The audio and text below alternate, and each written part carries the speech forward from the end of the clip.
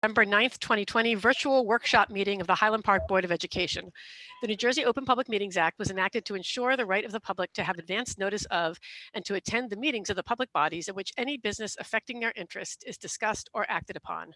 In compliance with the Open Public Meetings Act, the Highland Park Board of Education has caused notice of this meeting, setting forth the date, time, and location to be submitted for publication to the Home News Tribune and the Star Ledger and posted on the board's website at least 48 hours in advance of this meeting. Members of the public who wish to address the board will be given an opportunity to do so before the board adjourns for the evening. Now I'm going to read our new regulatory statement. During this meeting, we ask that all members of the public please mute themselves unless they're speaking during a public comment period. If needed, we may mute you ourselves up here from the host console. You may leave your video on or off at your option. If we experience bandwidth issues or other problems and believe that limiting video could help, we may turn your video off. We will have at least 2 public comment periods. If at that time you wish to speak, please raise your blue virtual hand in Zoom and wait for me to call on you. If you cannot raise your virtual hand, or if I miss it, please turn on your video camera and wave, or raise your hand, excuse me. New Jersey law requires us to inform you that all commenters must behave appropriately. In Highland Park, that means no screaming, obscenities, or inappropriate video displays. In the event of a speaker's inappropriate behavior, they will be muted and we'll come back to them at a later time. If the speaker is the final commenter at the final comment period, we will invite them to return at our next meeting. May we have a roll call, please, Linda? Ms. Cimarusti? Here. Ms. Coleman? Ms. Gowan? Here. Mr. Krieger? Here. Mr. Magaziner? Here. Ms. McFadden DiNicola? Ms. Bruce? Here. Mr. Roslevich? Mr. Woodward? Here. All right. Scott and Linda, would you please lead us in the Pledge of Allegiance?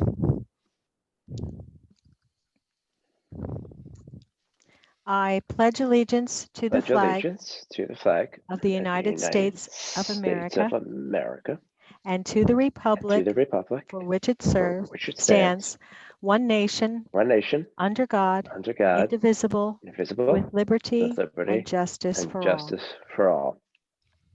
Thank you so much. All right, before we go on, I see that we have quite a number of public commenters or potential public commenters here. I'd like to make a motion that we amend tonight's agenda to add an additional public comment period after agenda number 8, the superintendent's report. I propose that we limit this period to 30 minutes with each speaker allotted no more than around 3 minutes each. Is there a second or an amendment? I'll second it. Okay, any discussion? All right, Linda, can we just do a vote by, is it acclamation? I'm not sure, so let's do a roll Okay, call. roll call, please. Thank you. Ms. Cimarusti? I'm sorry, I am still behind. Ms. Coleman? No, wait a minute. Back up. Oh, she's here now. Ms. She's here. Cimarusti. Oh, Ms. Coleman's here? Yes. Okay, Yes. thank you. And Ms. Mr. Cimarusti? Levage is here also. Thank you. I just want to discuss just for a brief moment because Sure. I just Well, first we wanna need say, a motion and a second, and then it's open for comment. oh, okay. Well, we did have a motion in a second, I think. I'm sorry. Right, we did have a comment period, but we could totally open that comment period back up. Let's go. Please comment. Darcy. Yes. With these kinds of issues, I'm just concerned about the limiting it to 30 minutes and limiting people to 3 minutes. In the past, I've never seen that work terribly successfully. I'm willing to give it a try, but I think we have to be able to adjust if we get. I just think it has the potential to raise the temperature even more. Okay, I was trying to respond to the board's concerns about the meeting getting pushed back. And I do want to note here that we would still have our 2 unlimited, unfettered, use your discretion public comment periods. But is there a consensus around timed or not timed? I understand exactly what you're saying, Darcy, and I would just say though that let's see how it goes. And I think the idea of trying to keep it to 30 minutes and trying to keep people to, a relatively concise period, that makes a lot of sense. And then if it goes See off, the throws under the bus. What?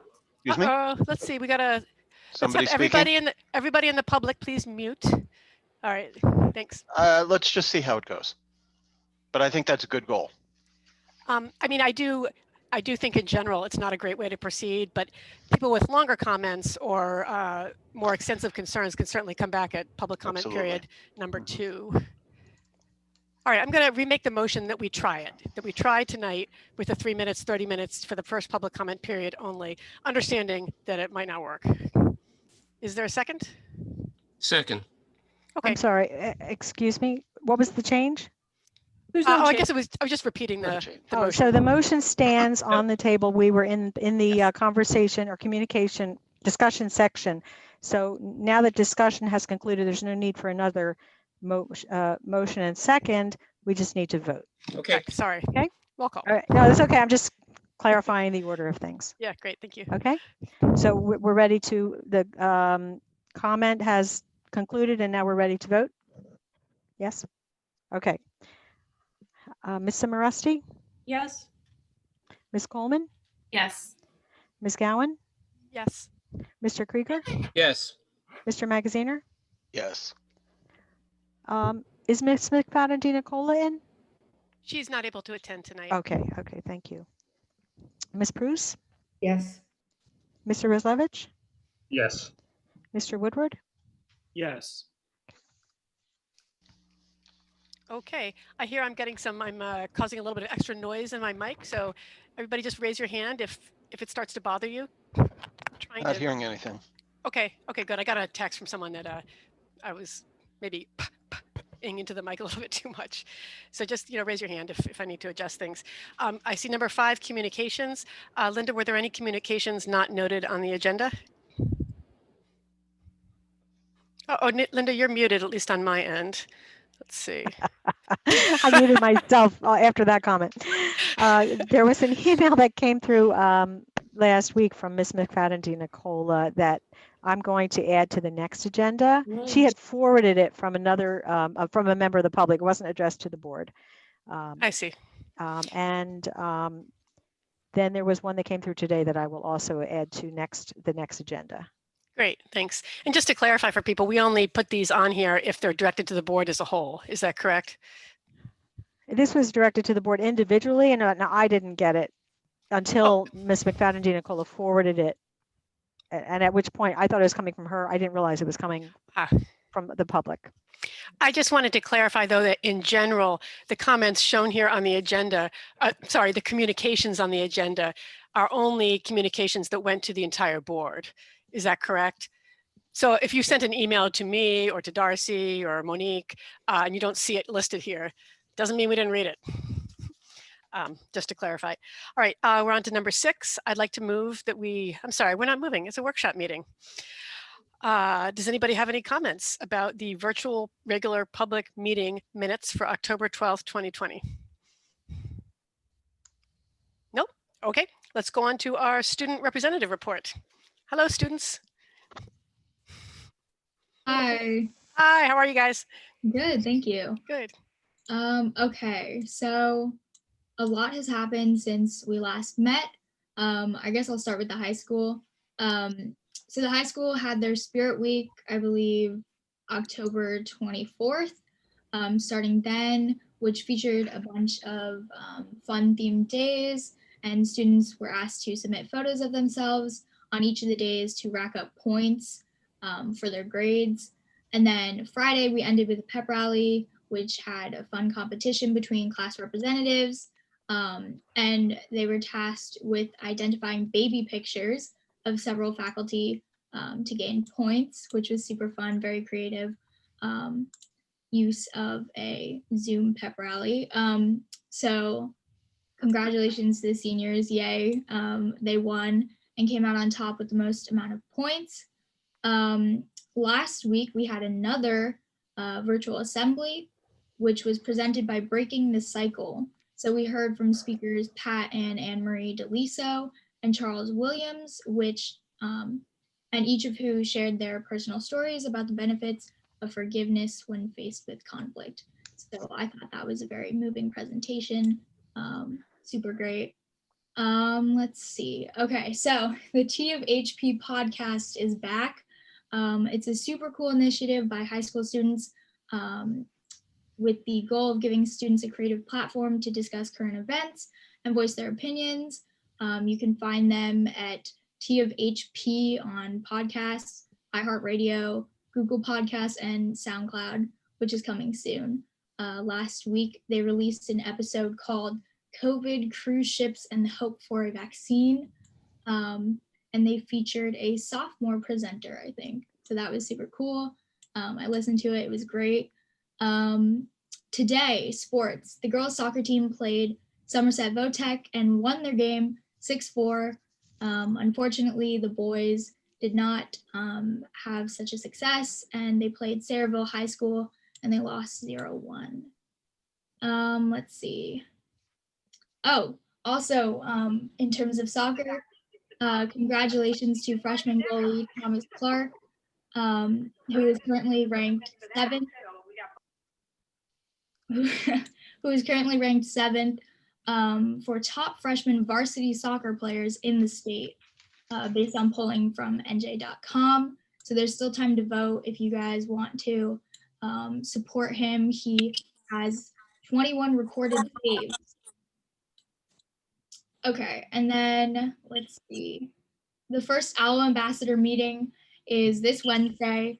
A big thanks to students that volunteered to help our new ESL students and help them, make them feel welcome and comfortable and help them adjust to Zoom at Highland Park High School. Let's see. The Red Cross. This is the last thing for the high school. The Red Cross is hosting their blood drive on the 17th from 2:30 to 7:30 p.m. at the Reformed Church. So any donators interested, anyone interested can contact Victoria Lee to sign up to donate. Very cool. Thank you. Yes. Okay, really quickly for the middle school. Apparently parent-teacher conferences were a great success, and Virtual Spirit Week was a lot of fun. And I think that's it for those schools. Yeah, Mariana. Okay. For Bartle, they celebrated Halloween with their annual parade, and they have the highlights on our Facebook page. And with the help of PTO and the school nurse, they began collecting food and donations to help provide for the families in need with Thanksgiving food baskets. And the box to put the donations in are in the main entrance to Bartle. There is also the Danny the Dolphin Challenge for the month of November, where the students will have to they make drawings of Danny Dolphin to participate in the challenge and write a positive message. For Irving, they celebrated National School Violence Awareness Week with a Spirit Week focusing on what unity, togetherness, and kindness stand for. The Irving's hosting a Harvest Fall Fest on November 12th, and families are invited to make fall wreaths, and the students will leave with a tasty treat to make at home, which the school climate committee will be organizing this event. And they will look forward to getting into the season of giving with our Thanksgiving food drive and Operation Snowflake coming up. And the PTO and school nurse will be working on this event, and all the donations can be dropped on the front on the main entrance. And for all the schools, we encourage students, parents, and guardians to nominate a Governor's Educator of the Year. The nomination form was sent through Genesis, and the deadline to complete it is November 20th. And that's it. Thank you so much. I got to say, my favorite parts of that were the the Halloween parade and the podcast. That's fantastic. I'm really looking forward to listening to that. All right. Thanks so much, guys. And as always, feel free to leave whenever you feel like it. Oh, sorry. Are there questions for the students? Monique. Hi, yeah, quick question. Yeah, wonderful updates. I just wanted to get the spelling for the podcast. Is it TEA or is it just the letter T? Yes, TEA. Okay. Spilling the T on HP, huh? Yeah. All right. Looking forward to it. I'll spread the word. Uh-oh. Thank you. Anybody else? No? Okay, Scott, let's move on to your presentation. Oh, and students, of course, feel free to leave anytime. We welcome you for the entire meeting, but we won't be insulted when and if you leave. Okay, thanks. Okay. Good evening. So tonight I'd like to share quite a bit of information about where we stand as of today. We returned some of our students who hadn't been back in school. I'll talk a little bit about phase 4 of our implementation plan, which is projected to have us bring our middle and high school students back December 7th. I'll address some of the concerns that were brought to my attention by both email and at last Wednesday night's forum for parents and guardians of middle and high school students. And then I have some miscellaneous good news to share. So we are in phase 3 of the reentry plan. As the board and community should know, I, back in August, decided to phase in the move to in-person instruction out of an abundance of caution to see how the pandemic would be playing out and also how my colleagues in other school districts would be able to maneuver around the pandemic. It's also helpful for us to see how our schools are operating with the current health protocols we have in place so we can build on successes and change some things that we think could be done better. So the good news is we are preparing for a 4-day schedule at Irving, Monday, Tuesday, Thursday, Friday, as opposed to a hybrid model.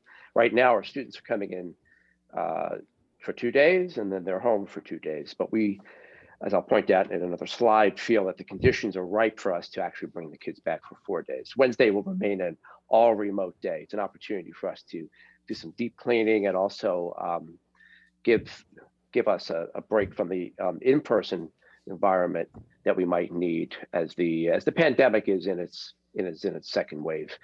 We are also returning our 4th and 5th grade students. We had a successful day today of having all of our grades 2 to 5 kids at Bartle. I will be looking ahead to consider moving to a 4-day in-person week for Bartle students as well. The difference between Irving and Bartle is that my Bartle class sizes are much larger in person than they are at Irving, which means I need to be able to have large spaces to relocate some classes if I can even do so. So I'm delaying my decision as to whether we can move to a 4-day in-person week, but it's certainly something that I'm giving serious consideration to. Regarding that change to a 4-day schedule at Irving, my rationale has been our class sizes are small. We will not be allowing moves back from remote to in-person instruction at this time, although we will be keeping a list of names of students who would like to come back now that we're 4 days. We'll try to accommodate them as best as possible. We've also put some successful health protocols in place. Now I know that I've been communicating to the community the various reports that have been given to me about positive cases of COVID-19. However, fortunately, in the case of the school community, well, actually, there's 2 fortunate things about the reports. First of all, the people who are sick are currently experiencing mild symptoms, which is a good thing, obviously, for them. Second, the conclusion I've drawn based on the research that I've done after hearing about these reports is that it strongly appears that the infections took place outside of school hours and not on school property. So that to me says that so far we're a month into Irving and we do have successful protocols internally in place. And finally, after having spoken with teachers at Irving, we've come up with a plan to further promote health protection and safety by bringing in roundtables and adding transparent privacy screens. The roundtables are actually going to give us some more conducive space in which to work for learning. And the space that the round tables provide, surface space, will have us be able to use privacy screens. So we have privacy screens in-house. We're actually buying more that will be placed in quarters, so that we can have 3 or 4 students, depending on how large the round table is. We still want to maintain at least 6 feet of distance among the kids. We can place the privacy screens on the table so that every child is blocked, but transparently from a peer. Now, the next phase of our return to in-person school will have me looking at middle and high school students coming back December 7th. But before I get to the details about that plan, I want to alert everybody to an exciting initiative that I give Mr. Lassiter a lot of credit for having gotten off the ground, or getting off the ground. It should be launched this week. As a result of input I got from students a couple of weeks ago when I held a forum for middle and high school kids, I had 17 students appear at the forum. We put together a learning center to provide quiet spaces for students who are living in dwellings with multiple people at home, either working remotely or learning, siblings who are in our school district, college, learning from home. We'll also be able to provide opportunities for those kids who, though they have internet access, are sharing that internet access, which is causing some bandwidth problems on our end and their end with the connection, to use the internet connection here in school. So right now we're looking at using the high school cafeteria. We'll probably be able to accommodate 30 students. More information will be broadcast by Mr. Lassiter within the next few days. So we're slating for the middle and high school kids to come back December 7th on a hybrid schedule. I am still sticking to my timeline to make my final decision, formal and final decision, as to whether we're going to bring those kids back in 2 weeks, November 23rd. Much of my decision-making will be based on local infection rates. And I'm going to circle back to how I've been making decisions to return students in a couple of slides. One of the concerns of several that have been brought to my attention by email over the last several days, and at the remote forum I held for middle and high school parents on Wednesday, is a number of teachers who will be working remotely. I do want to point out that as of this afternoon, Mrs. Brady and Mr. Lassiter distributed lists of the courses that are being taught remotely and those that are being taught in person. Right now, you see the data. We have 44% of courses at the middle school being taught remotely, and 46% of courses being taught at the high school. This number is a little bit different than what appeared initially on the reentry decision form that we put out a week and a half ago, because since then, some teachers have switched their plans. When we do bring the students back, hopefully December 7th, there will be instances in which students will have to be supervised by substitutes when they are remote learning with teachers who are working from home, who are remote teaching from home. We're assured by our main agency for substitutes, for daily substitutes, not long-term substitutes, Source for Teachers, that there is a pool of substitutes who are available. These are generally non-certified, non-teacher certified substitutes who we employ during the year when we have a need for a day or a couple of days. So these substitutes will supervise students in various spaces when they are remote learning with teachers who are working from home. One of the cues I'm going to take from a recommendation made by our very own Terry Ann Silberman, who is a parent who appeared at the forum last Wednesday, that will have me discussing with my middle and high school leadership team consideration of allowing students to have some flexibility in the day if they want to leave and then return to school because some of their classes are remote learning. So a scenario might have a student who would have, let's say, 4 classes in the day, 4 periods of the classes, who has 3 classes in person and 1 class remote. That 1 remote class being at the end of the day may be able to be released early from school rather than going to a room with a substitute to remote learn, can go home and continue remote learning from home. So the student would spend 3/4 of the day in person and 1/4 of the day home. The the way this is going to work will have us using a combination of a lot of technology. Today and tomorrow, our director of STEM, Dr. Nicosia, will continue working with Ms. Brady and Mr. Lassiter to do walkthroughs through the rooms.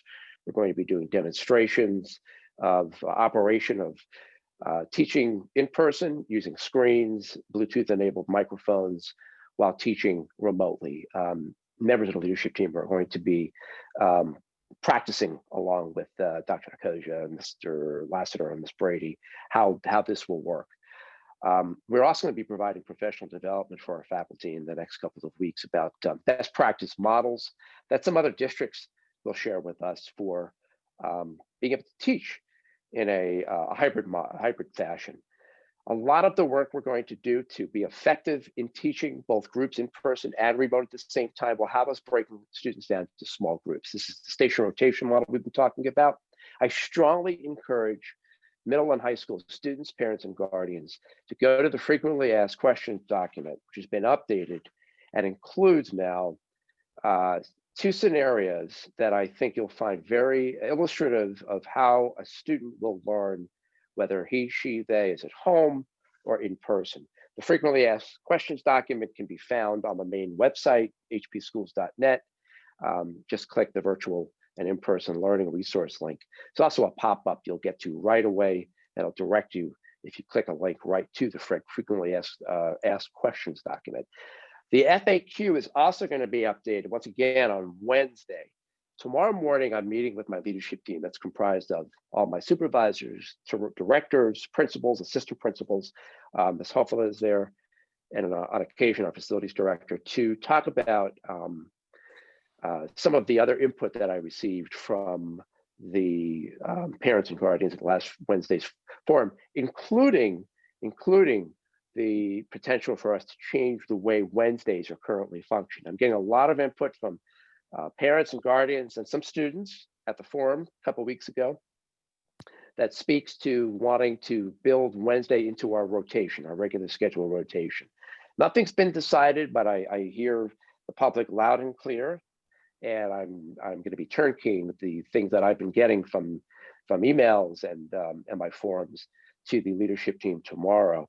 So any updated information that we have to provide about the Wednesday schedule, we'll throw into the FAQ document first, and then we'll follow up with a letter from Ms. Brady and Mr. Lassiter. Just want to point out that the forums that I've been holding have been very helpful, very helpful. I'm going to continue holding a forum for the students. Next one is slated for December, date to be determined, but I'll be broadcasting the email out to all the kids. Been very helpful. They've been brutally honest with me. Although I should say everybody in our community now has been brutally honest in a good way with me about concerns and giving me some really, really good ideas. Speaking of the forum, I want to address a couple of questions I foresee will come up in public comment, so perhaps I'll be addressing some of your questions ahead of time.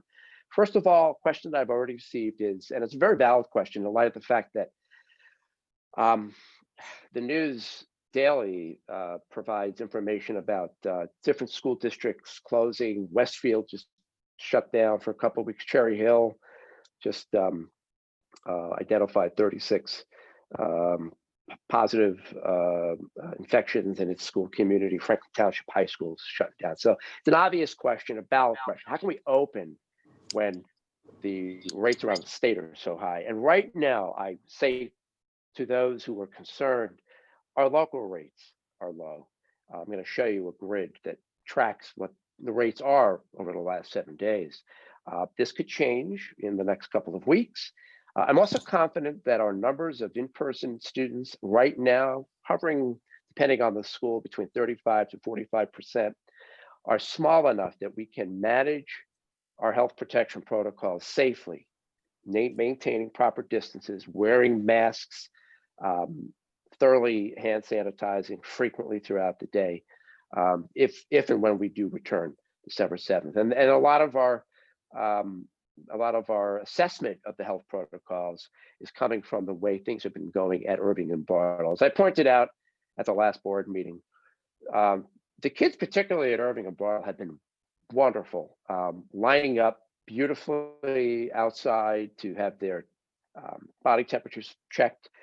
The health screening forms online are being filled out daily. On occasion, when they're not, we have a system in place that has our nurse contacting homes to make sure that that we get those forms completed. I'm just very proud of our student body and our faculty for so diligently following our health protection protocols. And I should also mention that even our littlest ones, our kindergartners and first graders, are keeping their masks on all day. We do give them some mask breaks outdoors mostly, but otherwise they're doing a great job keeping those masks on. Look, it's a divisive issue. I'm going to talk about that when I wrap up. The division in our community there, you know, almost half of us is fighting to get our kids back in person, and the other half of our community is saying, hey, whoa, put the brakes on this thing. We're in a full-on pandemic. I err, however, on the side of caution, also on the side of needing to promote the mental health of our student body. I see how excited our young children are to be back with their teachers. I'm seeing how excited our teachers are to be back with the students. I know our middle and high school students will feel the same way. Speaking of our faculty, I need to address the question and concern that I have been dialoguing by email about from various parents and guardians. Why should our teachers be able to work from home when malls are open, restaurant waitresses, wait staff, and cooks are all working, and essential personnel like police and medical professionals are working? There are various reasons. I believe things are different in the educational setting. First of all, I should note, let me go back to my slides, forgive me. First of all, I should note that right now, if I have the choice as to whether I'm going to honor a teacher's request because of a serious medical condition to work from home, I will err on the side of supporting that teacher's request. I do that for a couple of reasons. One, because I'm seeing a remote learning to be a successful strategy for promoting academic growth. I'm not suggesting it's working for everybody. I know it's not working for everybody. I also am cognizant that if I were to allow teachers to take leave as opposed to working from home, I could run the risk that several districts in the region, including one right here in our backyard, about 20 minutes away, have run into not being able to replace teachers, not only with certified long-term substitutes, but qualified certified long-term substitutes. Just a month ago, there was a headline, a news story on NJ.com about Hillsborough. Hillsborough ran into the same problem that other districts have run into. Chatham just got word that a few other districts in the county via my superintendent group chat that other districts are struggling as well with personnel, are being stuck without certified personnel, let alone qualified certified personnel to fill in for those teachers who have not been granted the potential to work from home, to teach from home. I should also add that unlike employees such as those I've mentioned working in malls and other sectors, teachers are interacting with groups of students for way beyond the period of time the CDC suggests is close contact, which is 15 minutes, albeit within 6 feet distance, for 4 days a week. It's very different to be working in a closed environment like a school with so many other people, particularly students, who frankly are sometimes, as we saw up in Westfield in particular, not always responsible. You could chalk it up to kids will be kids, but the reality is what we're seeing in other townships has called for concern that there are situations in which students are bringing in from outside, particularly the older grades, infection. And I'll just add this one more point before I move to the next slide. superintendents are being put in a very difficult bind right now. We have to make decisions, not that much different from the decisions I made as a principal post-Columbine and assistant principal, that have to do with lives and the lives and deaths of people, whether they be students and adults. I need to protect everybody in the school district community. And I also know long-term that if I follow a course that will allow me to serve students by bringing them into the school, even if they don't have a full complement of in-person teachers teaching them, even if they only have, let's say, 50 to 60% of their teachers teaching in person, still providing them that interaction.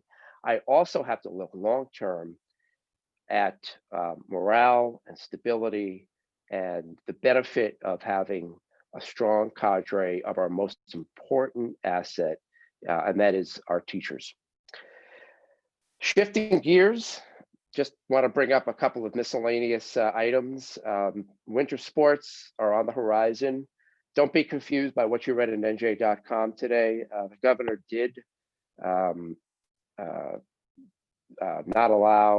for not allowing interstate sports. That doesn't impact us so much unless we send winter track students to the Penn Relays and other out-of-state events. I'll make a final decision on November 23rd about what we'll do with winter sports. And much of the decision is going to be based on the local infection rates. I'm also going to be looking at what other school districts are doing, just to get a barometer of decision-making around me.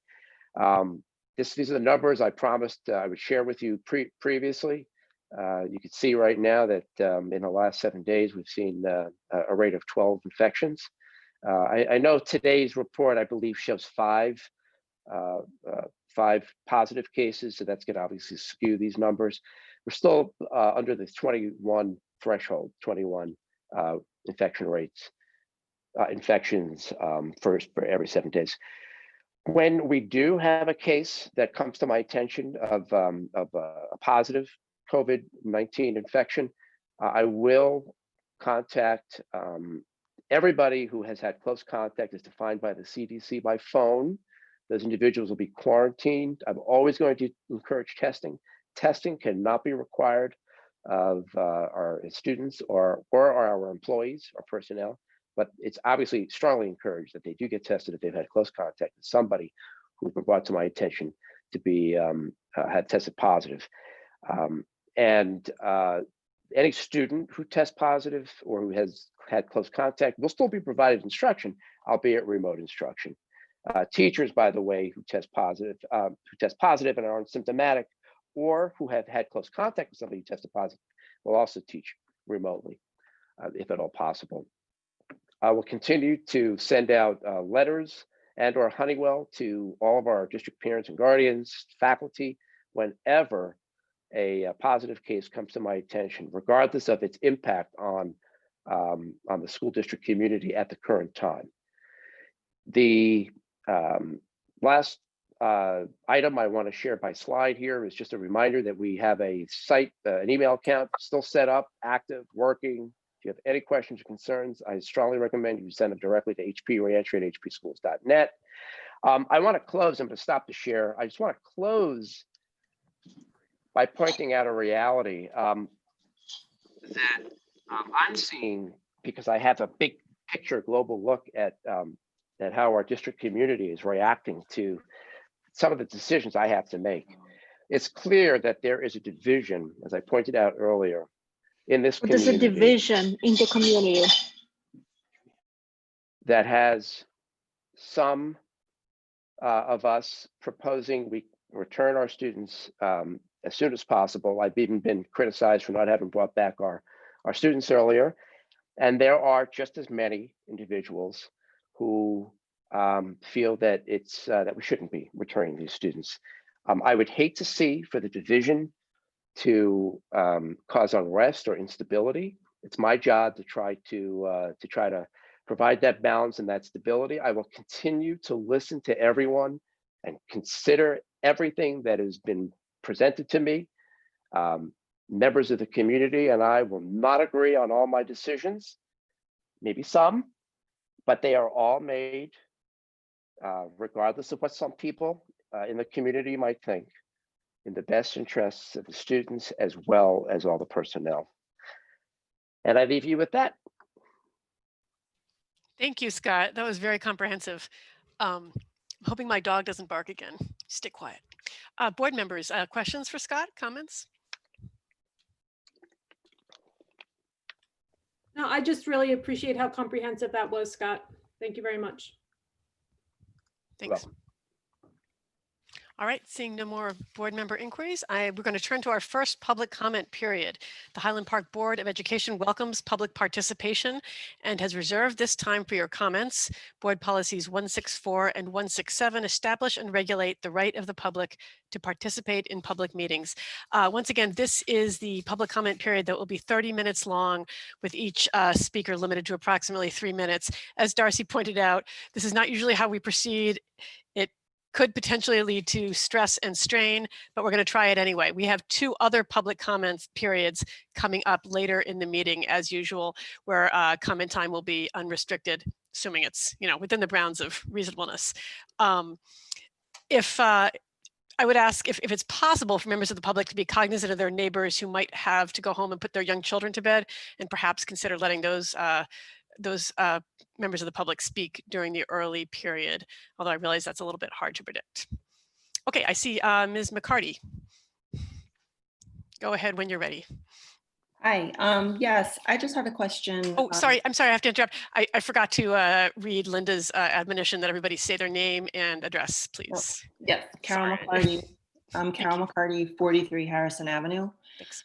I just had a question regarding how the decisions were made in terms of allowing teachers to remain remote. It was my understanding from the forum last week that it was just Dr. Taylor that was involved in that decision making. And I was wondering if there had been any consultation with a district physician to sort of go over those requests and make those decisions, or if it was just purely Dr. Taylor. Scott? Sure. So yes, I am the one who made the decisions. And in some cases, I had to consult either our board attorney or our district physician if I had questions or needed clarification.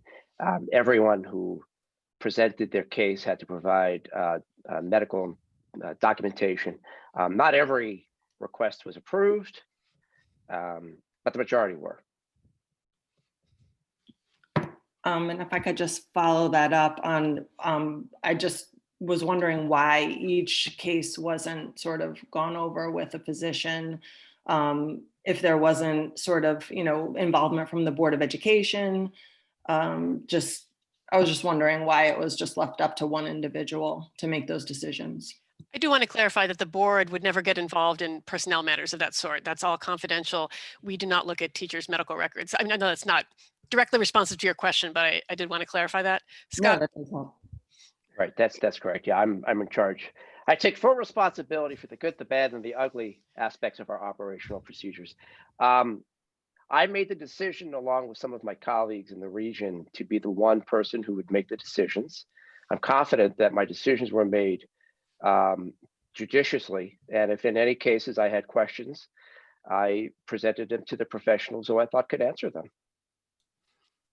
My understanding is that not all requests were approved, for whatever that's worth. As I stated earlier, I'll state again, not Sorry. all requests were approved. Yeah, I understand that not all of them were approved, but I do understand also that the percentage of teachers that are remaining remote in our district are very high in comparison to surrounding districts. And I have concerns about, double paying, basically having a teacher teaching remotely and then having to have a substitute sitting in that classroom to take care of the children if and when they do come back in person.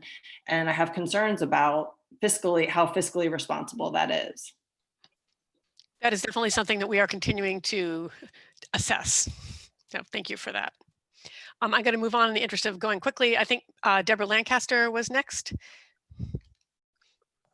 Go ahead when you're ready and state your address. Deborah Lancaster, 109 Donaldson Street. Thank you for the presentation. I I think my question, and I don't know, maybe it's too getting too far ahead of ourselves. I am concerned that despite the positive news on vaccines that came out today, there's a lot of details to be worked out on that. So it doesn't seem to me that September is going to look any different than now. And I'm wondering what the district is doing, you know, if this is the best we can do, and I'm not saying it's bad, right? But if this is the plan for now, you know, is there any bandwidth or capacity to start thinking about innovating and, you know, how are we going to change things for September? Because it almost feels like this year, you know, there's a lot of uncertainty, especially as we head into the winter months. It's great to see the younger kids back in. Hopefully things will go well, high school, blah, blah, blah. Probably lots of people want to ask questions, but what is September going to look like, and how, if our, you know, in thinking about the teachers too, and I understand the concerns, but how are we going to start thinking about September now and through the summer? And how can we use space differently? How are we going to be able to follow CDC guidelines? I'm quite, you know, after spending well over 10 years in children's mental health and child welfare, I have deep, deep concerns, not just about kids in Highland Park and inequities and all kinds of things, mental health and other types of challenges. I share these concerns across districts in New Jersey, but I feel like in Highland Park, we can, you know, we can probably solve some of our challenges because our N is a bit smaller than, say, Newark or Patterson. So I'll stop there, but I'm really, really concerned about the social and emotional well-being and the connections of students who are really struggling right now. And I'm happy to do anything I can to help, but that is my deepest concern right now. Well, Thank you. I can tell you that. Oh, go ahead, Scott. Sorry. Well, I was going to comment that I obviously share the same concern. I mean, I think this community knows where my heart lies, and when it comes to social emotional wellness, which is why I'm really fighting hard to get those kids back in December. And you know, I want to point out that that no, we're not. I don't believe we have the highest rate of teachers who are working from home around. And if I'm wrong, I'd like to see the data on that. The teachers we will have in person and the students who will come in person will have an opportunity to interact with each other. And that, I think, is going to be in itself just a whole nother level of social emotional comfort that they haven't had. Our kids in aftercare here at Bartle, who I see right in my backyard here from my office, just love being with each other because they haven't had that opportunity. We're going to provide that opportunity, no matter the number of teachers who were in or who are out December 7th. Yeah, no, thank you. I just, you know, however creative we can be, you know, I think getting kids back into school, you know, again, I don't want to spend much time on that because that's what you've all been doing. And I know there's probably other questions on that as an excellent start. But also, you know, if it comes to a place where the community, you know, there might be other ways to also make connections for students. I don't know what that is, but I think we are going to have to think creatively if things don't get better real soon. So agreed. Very much agree. Thanks, Deb. I'm going to move on in the interest of keeping this to a short public comment period. Rob Scott, I believe, was next. Yep. Dr. Scott, please introduce yourself, etc.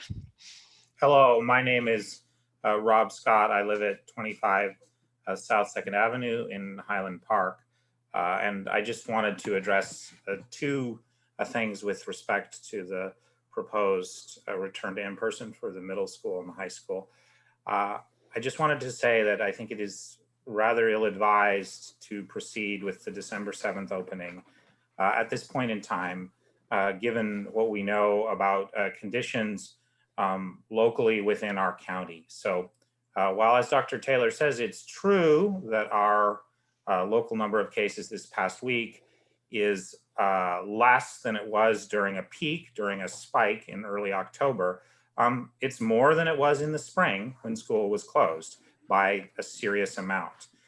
And the falling number of cases in Highland Park that we have seen since early October has now leveled off, and we've hit a new plateau, which is more than a single case a day. We're looking at almost, well, about 1.5 cases a day. But more concerning is what you see in my virtual background, which is a chart of Middlesex County and the steep rise that we see is what's happened in the course of the past couple weeks. This is in line with what's happening statewide. The country, the COVID tracking project reports that there were 103,000 new cases on Sunday, which is the highest number reported for a Sunday ever.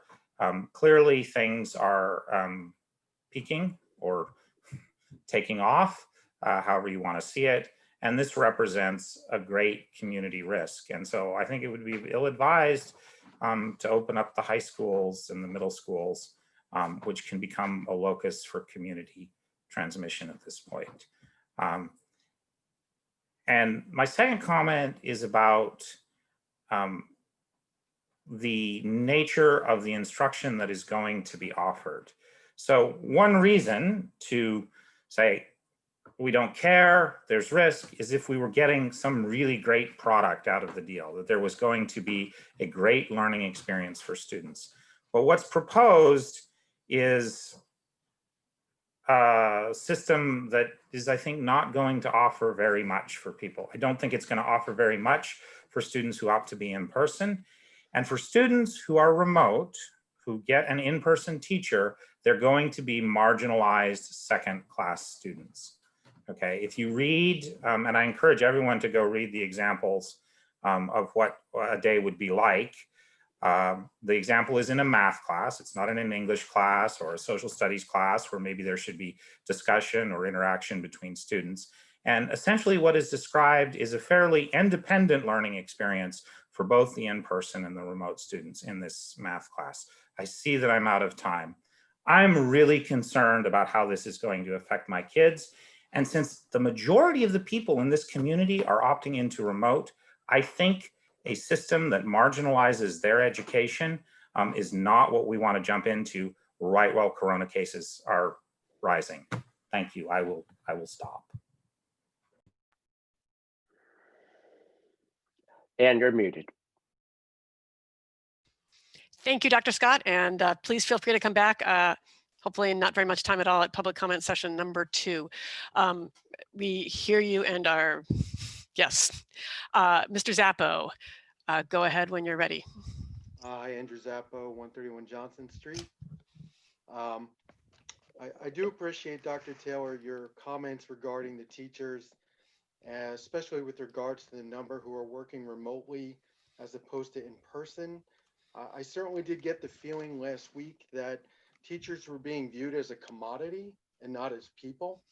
And I'm glad that you took an opportunity to address that, because I really had a bad taste in my mouth after the meeting last week, and I'm glad you took the time to address it.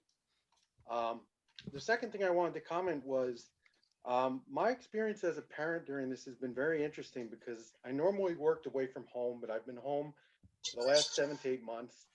And when the year started, we got to the point where all of a sudden we got the midterm reports. And I found that, in the case of most of my kids, they had places they were doing good and places they weren't doing so good. And it was a really important time for me as a parent to realize what I needed to do to educate myself as a parent to meet the needs during this time. It was a lot of learning for myself. I had to figure out what Genesis was and where my kids were doing good and where they were doing bad. And I was curious, have you been able to compile like the list of items that parents are having issues with the remote learning, to try and come up with a way to address those? And I'm not complaining about the instruction, because the instruction has been good in my opinion. I think it's what we needed to pick up on as parents about where our kids were not doing so well in terms of organization and the ability to follow up on the work they're supposed to turn in on time because of the homework grade, and how it's 80% the next day and it falls off after X number of days.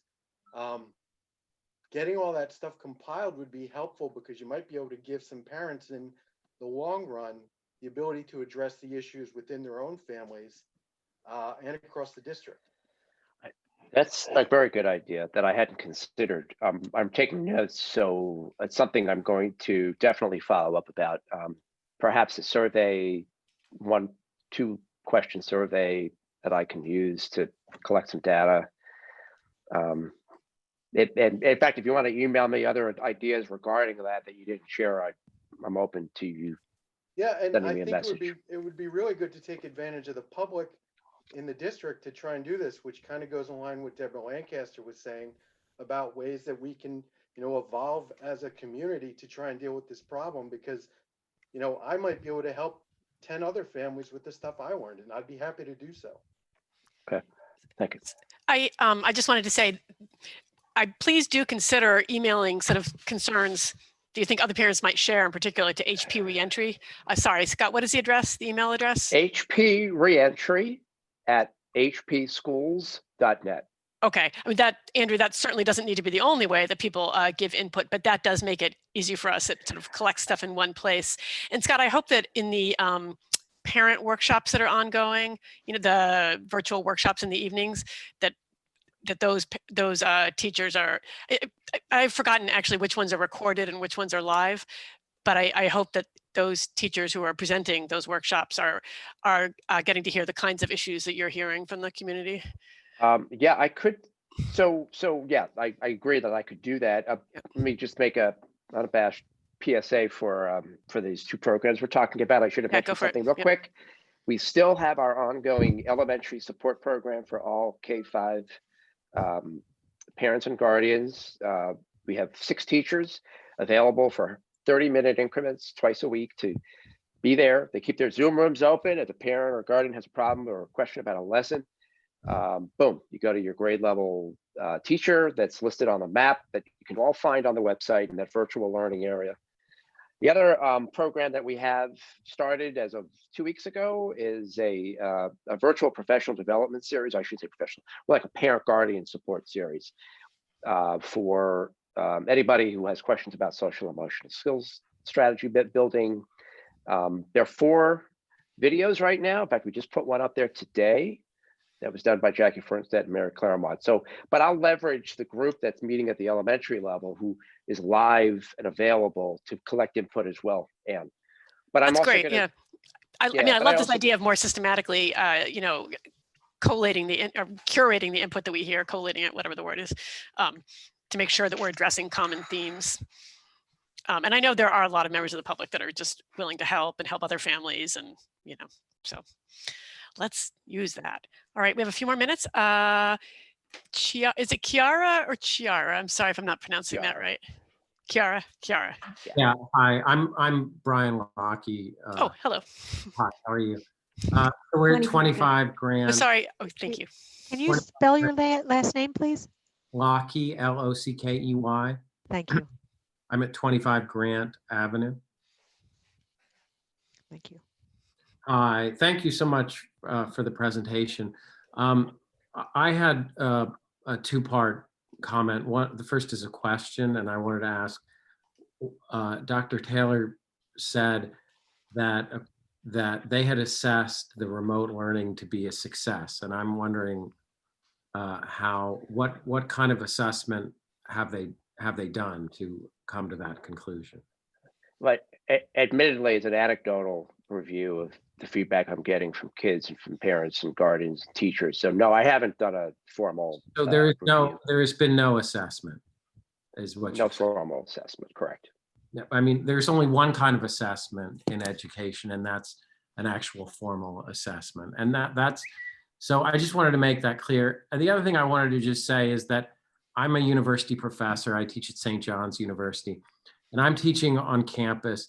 And I was at the beginning a little bit nervous about it. I volunteered for it because I wanted to make it work, because I didn't want my students to be stuck at home, because it's extremely alienating to learn like that for over the long period of time. And my experience with it is that you can have half the class in person, half the class at home. if there's too many students in a class, and it's good disciplining for everybody. People learn discipline. They learn all sorts of things in terms of other good things about how to live in this kind of environment. And I think that it's possible, it's safe to do this in a way that keeps people safe. And I'm not somebody who thinks that we should not be careful about this virus. I have to be careful about it when I go to school every time I go. But I do think that there are ways to be safe, and there are ways to go to school. And I think it's extremely important that we do that as quickly as possible. And what I don't understand, hello? I can hear you. Scott, are you able to hear? Yeah. No, I have it on stage. I feel terrible for those Highland Park residents who have seniors in right now. I mean, I just can't imagine why you have not brought the seniors at least back. You could have half a senior class go one day and half a senior class go the next day, and you're not going to make you keep people 6 feet, have them wear masks, have them wash their hands, and remind them constantly to not touch their face. And if somebody has the symptoms, go through a checklist, and if they have the symptoms, they stay home, and constantly reinforce that. And it is absolutely doable. Okay. Okay, I'm so sorry to cut you off. I don't like to do that, but we're fine. trying the special. Yeah, no, I hear you. And well, we'll be diving into this at least halfway in December, assuming that there are no big spikes in the infection rate. Are there other public commenters for this portion of the meeting? Mr. Batian, my apologies. Please go ahead when you're ready. Oh, hi. Yeah, this is Mary Botian, Angelo and Ernie's mom. And I just want to say, first of all, thank you so much for all the communication. What's your address, please? I'm so sorry to interrupt. Madison Avenue. Thank you so much. We've had a really good exchange these last couple days since the forum took place, and I really want to thank everyone for that. It would be really helpful to have some commitment on the part of the Board of Ed, as well as the district offices, that these issues, we have to be committed to revisiting these issues as they come up. We can't just make statements such as, this is a final decision, or I won't bring this to the leadership team. These are such a fluid, dynamic situation that we're all dealing with. I think it's really important to have that commitment on behalf of the Board of Ed and from the district offices, that we need to keep coming up with ideas, discussing them, and sharing them with the people that have, the opportunity to influence how this is going to play out. And possibly even maybe bring in the Middlesex County Department of Health, for example, to help us better determine what we would be able to do to make teachers a little bit more comfortable to work their way back onto campus at some point. Thank you so much. Thank you very much. I appreciate that. I will say, I know this is not fully responsive to your point, that I can sort of testify that leadership and the board are constantly discussing and revisiting every single issue. Now, occasionally, Dr. Taylor might have to say, listen, I made my decision on this, because he has to move on to another topic. But it is pretty clear that everything is being discussed and revisited on a pretty regular basis, all the time, even if Dr. Taylor cannot take further action at this moment on a particular problem. Wouldn't you say that's the case, Scott? Yes, I was going to say something similar to that. I should also add, Mary, I have a direct line to the director of the county health department. We've become quite friendly, Les Jones. And so we're constantly communicating about, health protocols and whatnot. But yeah, look, one of the things, Anne, I'd like to just close out this public comment session with is just to point out, I have been bolder than I usually am during this pandemic, and I will continue to be bold, even bolder I'll heed some of the input that I'm getting that, hey, we've got to look beyond the narrow and try to be creative. I'll just continue to do that, but do it even more than I am. Wonderful. Thank you, Scott.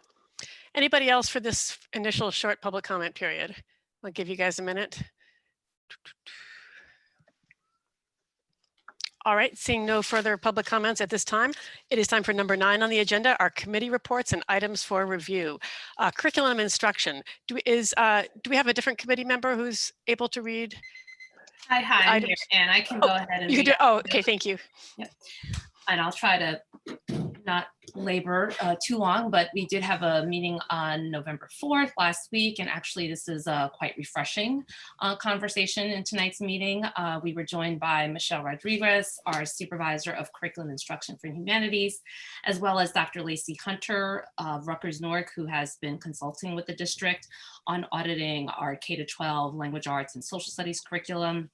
Over the summer, Dr. Hunter shared with us that her and Ms. Rodriguez has been worked with teaching staff on updating the social justice units in both ELA and social studies. And they shared some really exciting highlights on this work. So I will try to just point out a few of the key points here.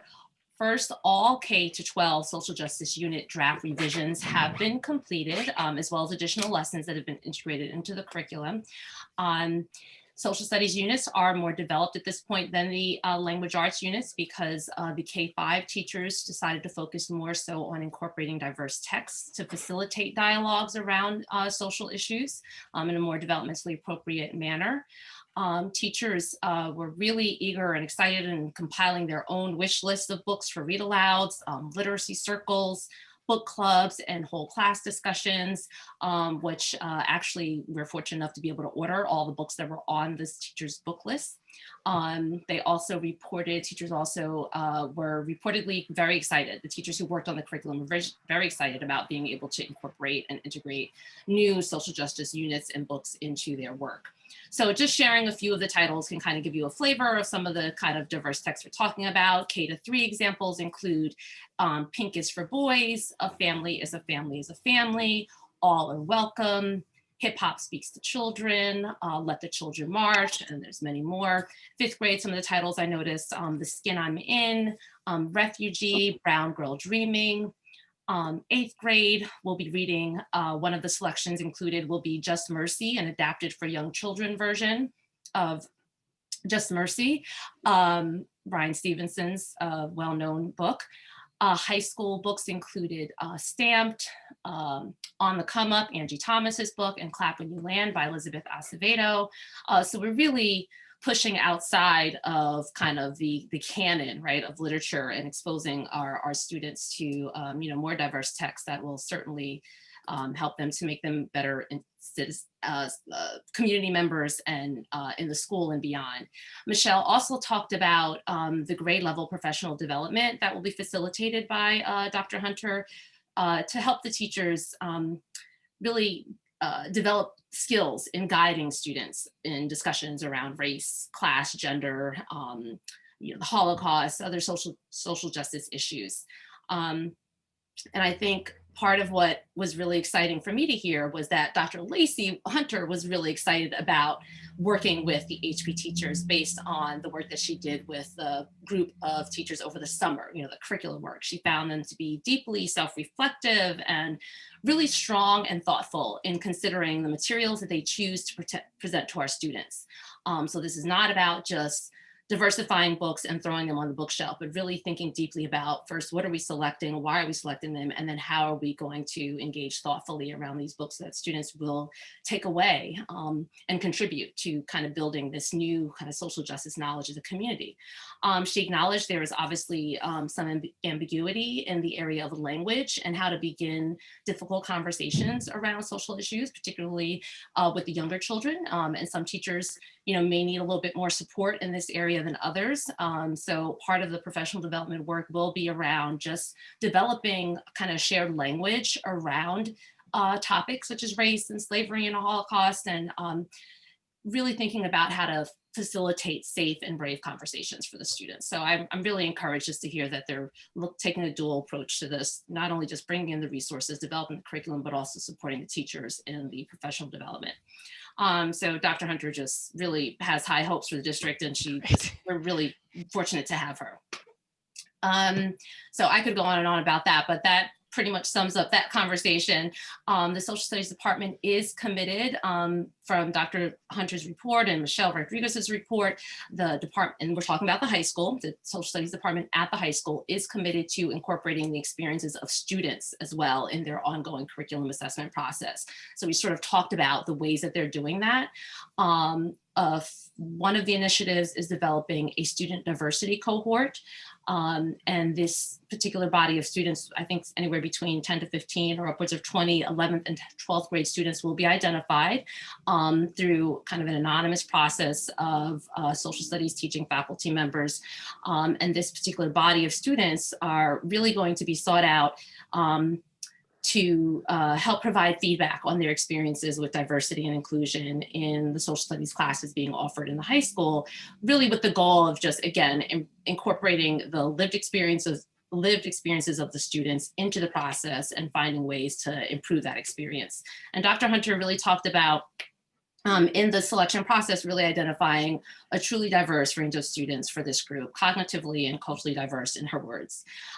So again, really excited to hear that they're incorporating student agency and voice in this process.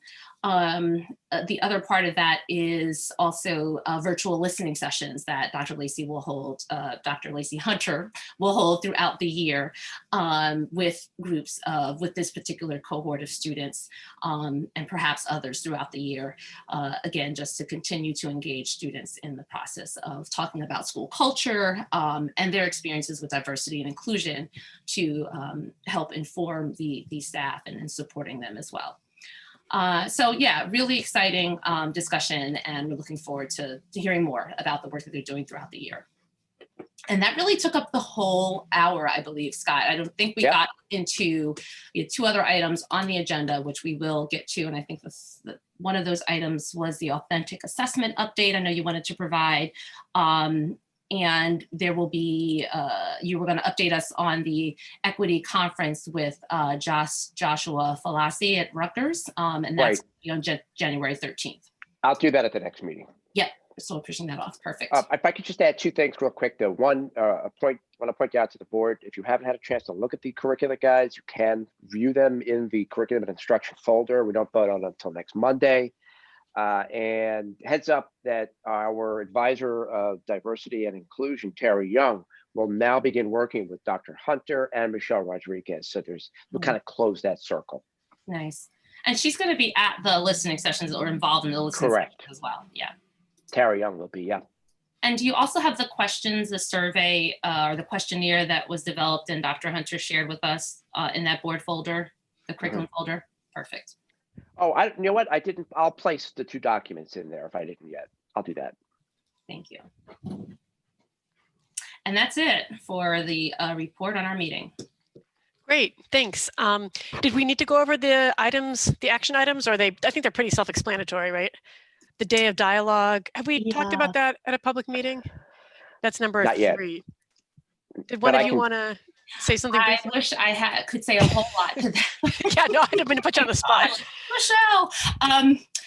Yeah, so from what I understand, though, the dialogue is a series of sessions, correct? The third session's tomorrow. Right, okay, right. So third session is tomorrow. So, and this is a program that is it's not going to being facilitated by Middlesex County group. And so, yeah, I think it's really powerful to read the goals of this particular program and the fact that they're looking at, again, social justice issues and how to really build up our students' knowledge and skills around talking about these issues, dialogue, having safe conversations, and being productive in these spaces. Correction. Next Tuesday, not tomorrow. Next Tuesday is the third session. Okay, next Tuesday. Yeah, and just, you know, I didn't have a chance to talk to Monique at length about Dave dialogue, and I won't now. But just to make sure everybody is aware of what the heck it is, it's a a series of discussions that have brought together 10 to 15 students in each high school in the county, Middlesex County, to talk about social justice issues, supervised by teachers. And I'll talk more about that perhaps in one of my next presentations. And just to clarify, they're all virtual, correct? They're all virtual Correct. sessions. Yes. Do students volunteer for this, or are they students that have been active in talking about these issues? Yep. They volunteered, and then Mr. Richardson, who I charged to be responsible, the high school assistant principal, to organize the kids, he reached out to a couple of students he thought would be interested, who aren't those kids who normally step up and get involved. Oh, that's wonderful. That's great. Yeah. Yeah, that's great, because we talked about that. I'm sorry, Scott, I just have to mention, we talked about that as well in the meeting with Dr. Hunter and Ms. Rodriguez about with the cohort that they're forming, with the cohort of students, to really tap into students who may not, be the ones that you always expect to be in those conversations, and to hear from those students as well. So also I see we have the resolution to approve the Mandarin 3 curriculum revisions, which I know has been discussed, and the resolution to approve the social studies curriculum revisions. Right. Great. Thank you so much, Monique. Did anybody have questions or comments on the board? Oh, and the field trip. Yeah, the field trip request. And that was just for the blood drive, I believe. Yep. Correct. Exactly. Okay. The Sorry. mysterious, the mysterious virtual field trip. It's the blood drive, right? Wonderful. Thank you. Questions or comments from the board? Seeing none, let's move on to finance. Mark? Yeah, thank you, Ann. So there's no committee report, but we will be meeting before next Monday's board meeting. And I will have a report then. So item 2 and item 3 are our usual bill lists, the general bill list and the travel and related expensive reimbursements report. Item 4 is a set of resolutions for contractors. Some of them are rates for contractors we hire on an ongoing basis, speech therapists, neurological evaluations, etc. Some of these are one-time fees or multi-time fees, like the virtual day of dialogue. That's the third item down. Or Dr. Hunter, who's been working with us on social justice. There are 2 items there for that. And then one item of it, just so everyone understands, the second item on page 3, that's for a non-public school, and those are pass-throughs that are paid by the state, and we have to approve them. So that's item 4. Item 5 is a resolution to accept the donation received through the donorschoose.org, Francine Druckman, for the See the Big Picture with a projector for $632.34. Item 6 is the purchase of 55 iWave air cleaners for the ventilation systems in the middle and high schools for approximately $20,000. This likely is eligible for CARES and FEMA grants, which we've gotten our fair share of. And this was not quote, we only got one quote. So this is the quote we're purchasing. The last 4 items, which are resolutions to approve changes to settlement agreements. The first 3 I went over with Dr. Taylor, and those are just renewals of agreements we made with families for out-of-district placements for special education students. The 4th one is, Linda, could I ask you, the item 10, is that the same? Is that another renewal or a change to an existing agreement? And you're muted. Oh, there you are. No, Dr. Taylor, did you receive information about that? I'll have to follow up with the board about that at the next meeting, if that's okay. Okay, thank you. Sure. And I did want to add one other thing. A couple of the members of the public who asked about how are these decisions made, for, going forward in the pandemic, and who's making the decisions, how are things going? And it's kind of like the decisions are made, and it's, I think, not clear to everyone. It certainly wasn't clear to me when I wasn't on the board. Dr. Taylor has his administrative team obviously he consults with. He consults with board members, particularly the board president and the board vice president. I would say for the last 6 or 7 months, hardly a day goes by where Ann and I are not on the phone to Scott, going over some decision. And we both, all three, take it very seriously. Everything is reviewed. Other board members are reviewing items as well. And there's also a central leadership team that's an initiative run by Rutgers University, which has boards of education, administrations, and the Education Association, the union, a meeting on a regular basis and reviewing the important items for the district. So we meet with the Central Leadership Committee. Scott has also put together committees which have met about the pandemic, which have included a cross-section of the community, medical people, just lots of different folks. And so it's not coming out of a vacuum. I just want everyone to know that it's not coming out of a vacuum. An enormous amount of work has gone into this, and we are really trying to move on a dime when we have to. And we are thinking about the future. The question about what about next September? All I can say is God help us if we're in September next year. But we're thinking about the future. So I'll stop then. But I just want everyone to know it's not one person making decisions. There's a lot of people in the community and very active. This is a unusually active board. We go to board conferences and typically in October, typically in person. And you talk to other boards and lots of them say, let the superintendent do it. This is a very active board and we really want to do the best for the community. And I have to add, Mark, that I've come to greatly respect you and Ann, of course, the rest of the board, but because you and I, the three of us often talk frequently about decision making, I've come to respect your input greatly. I do feel like we're a good team when it comes to making those decisions. So thank you. That's very kind. Thank you. All right. Any finance questions or concerns from the board?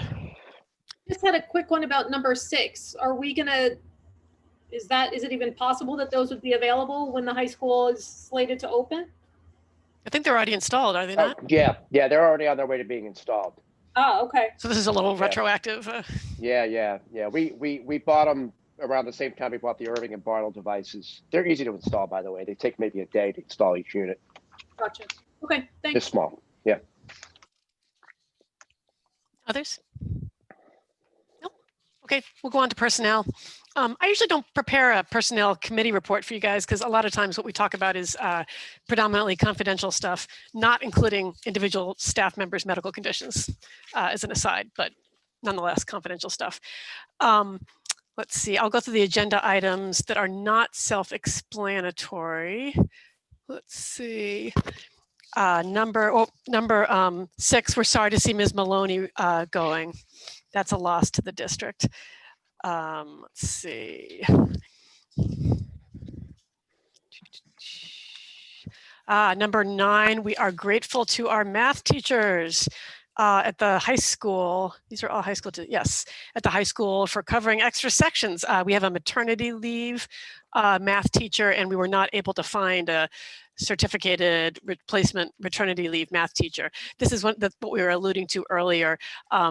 There's this idea that we can sort of encourage a teacher to take family leave and then get a replacement for the teacher during the pandemic. But unfortunately, there are not a lot of qualified, certified, subject certified replacement teachers available in the long term. So here, this is not even a coronavirus problem, but we were unable to find a replacement maternity leave math teacher. So we're relying on our own teachers to do some extra work, and we appreciate that.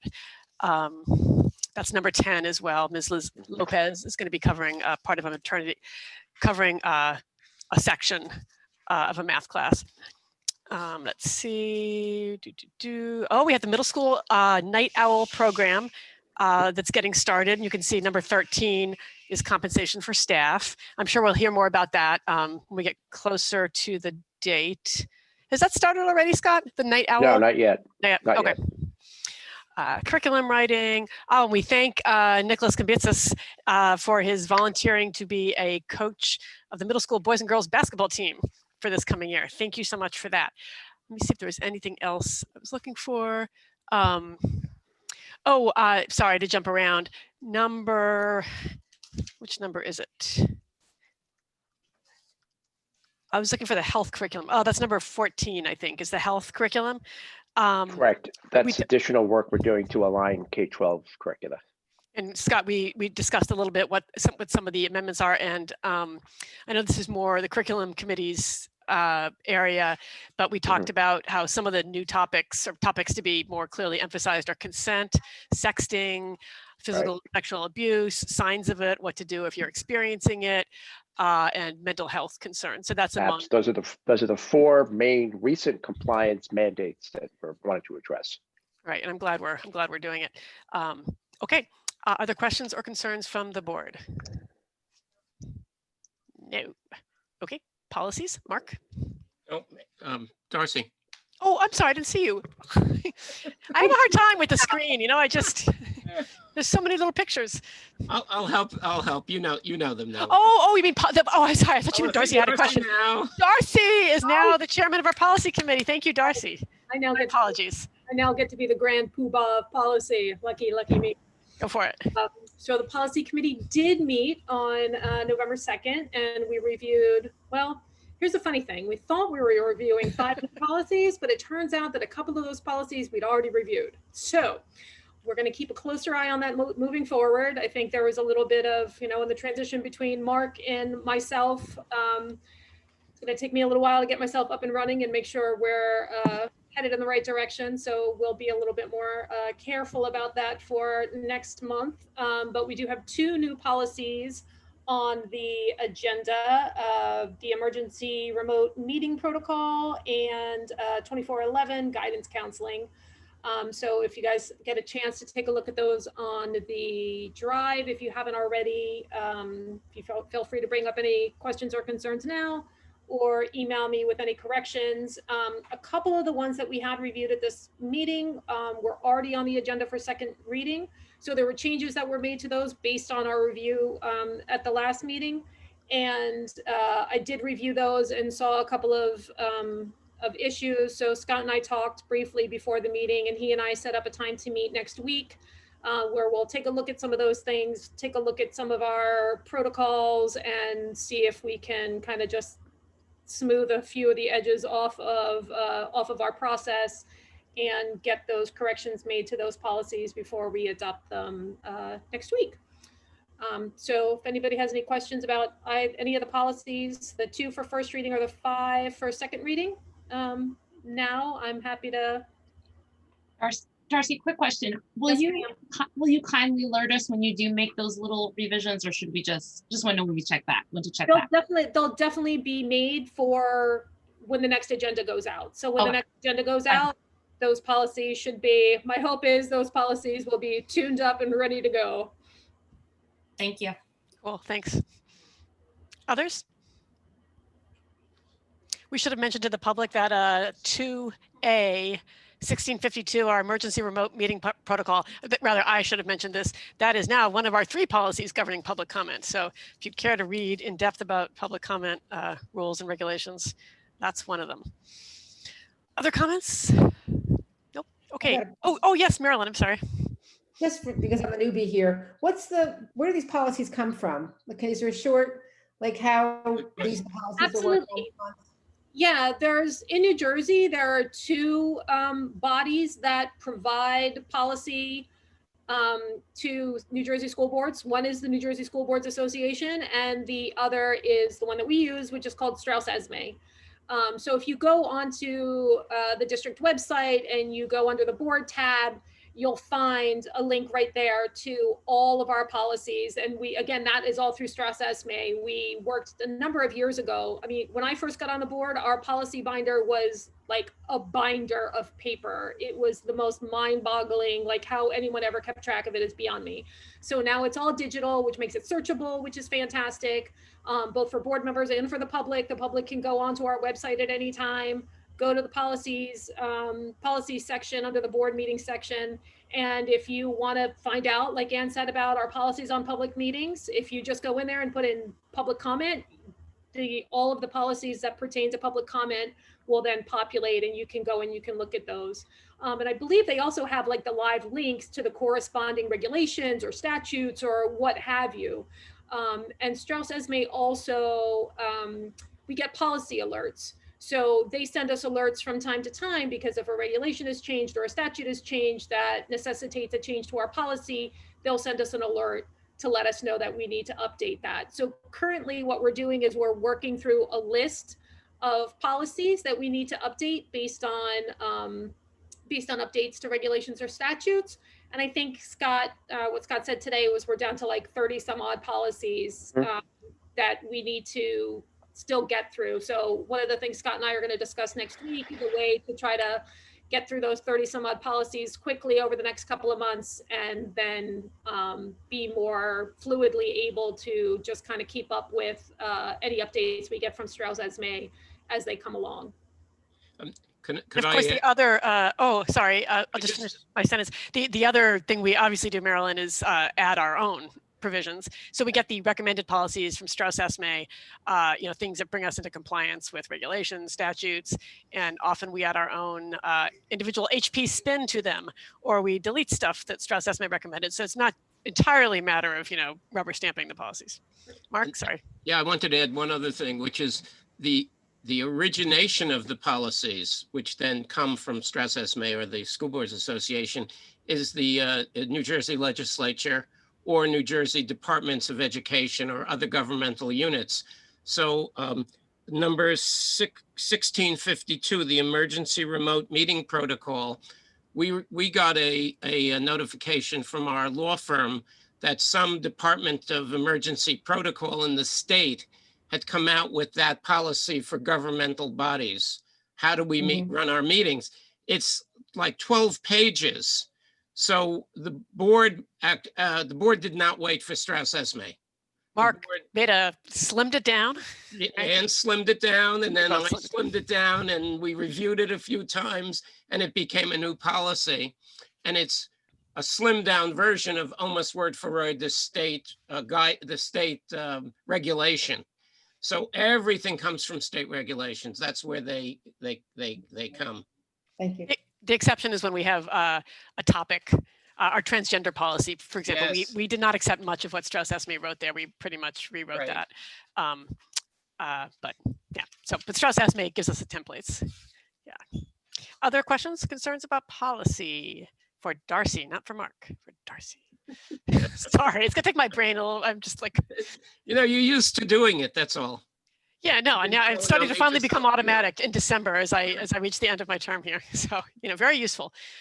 All right, equity and excellence, Monique. We have not met since our last meeting. We'll be meeting on the 12th. So I won't have an update till after that. Yep. Tara Young will be there to talk about the work she's been doing. So yes, exciting. Looking forward to it. Great, thank you. Let's see. Oh yes, I'm sorry. Now is our second public comment period, unless I've messed up the agenda here. All right, excuse me. The Highland Park Board of Education welcomes public participation and has reserved this time for your comments. Board policies 164 and 167, and soon board policy 1652. Establish and regulate the right of the public to participate in public meetings. So obviously we appreciate when people can keep their comments to a reasonable length, but we're not going to be timing them this time. So raise your virtual hand, or if you can't do that, just turn on your video and raise your hand, and I will call on you. And I see Jennifer's iPad. Go ahead, please. Make sure to state your name and your address, blah, blah, blah. Hi, can you hear me? Yes. Okay, it's Jennifer Altman. I'm at 31 Walter Avenue. And yes, I want to thank Dr. Taylor. He gave a lot of information at the forum on Wednesday and tonight. My question is, and I don't know if the board, I think the board's aware of this, but so the entire middle school and high school, so half the district has to fill out a survey by tomorrow. Parents have to fill out a survey whether they're sending their kids in remotely or in person. And today we got a list of both middle school and high school got a list of the classes that would be taught by teachers remotely or in person. So we have a lot of decisions to make as parents, like, by tomorrow. I was asking, as I represent a kid that's struggling and it's been kind of waiting by the hour for in person to come, I was wondering, I'm still a little confused, and I apologize if this was explained. When I look at the FAQs, they mentioned that the classes will be taught concurrently through Zoom. And so I was a little confused. Are the kids that are coming in for in person, are they gonna get actual like in-person learning? Like, is the teacher going to stand in front of the classroom and teach to them? Or are they gonna sit in front of a computer and the teacher's sitting in front of a computer, but just happens to be in the same room with them at the front desk? I guess I'm sort of, I'm just trying to make that decision for my child. And I'm still a little confused about what the in-person experience will be for a student coming in. Besides, also, it looks like most of my child's teachers are going to be staying remote. So she'll probably just be going into a school and watching her teacher remotely. And she's sort of that desperate that she's willing to do that. So I guess if you could explain, since the surveys are due for all 6 through 12 tomorrow, if you could explain what the in-person teacher will be teaching to the in-person kids and how they will, how are they going to get caught by a remote teacher while they're in the classroom? I'm still a little confused. Scott, I'll let you take that one. I know the FAQ did have a couple of examples, I think, but yeah, let's hear Yeah, more. I'm not going to be able to confidently describe exactly the instructional setting. I'm leaving that to my Director of Curriculum and Instruction, Christina Nicosia. I can just quickly tell you, yes, teachers will be getting up in front of a classroom. Direct instruction will be part of the lesson in person, also zoomed out so the kids will be home. Small groups interaction will happen between the students and the teacher, who'll be rotating from the groups who are in person to the groups who are on Zoom. The descriptions on the FAQ, I are hoping will be helpful, but Jen, I would really recommend you email Christina or even give her a call. And I'll give you the contact information in a second. Before I do, it seems to me, it seems to me that you and I'm sure several other parents and guardians could use an extension on the return decision on the decision form. Am I correct? Yes. Speaking as a I'm going to work. Sorry. You can count on. I'll say it here. I'll be directing Mr. Lassiter and Ms. Brady to extend that deadline. That'll also, and we'll make that obviously clear tomorrow morning. Tonight, I'm going to send an email to both of them so they're well aware that we need to extend that deadline. Here, that gives you, Jen, and anybody else who might have a particular question about in-person instruction, a chance to reach out to Dr. Nicosia. So she's a fantastic emailer. Her email is knicosia. That's spelled Nicosia, Nicosia @hpschools.net. I'll give you the heads up. She might be getting a message from you.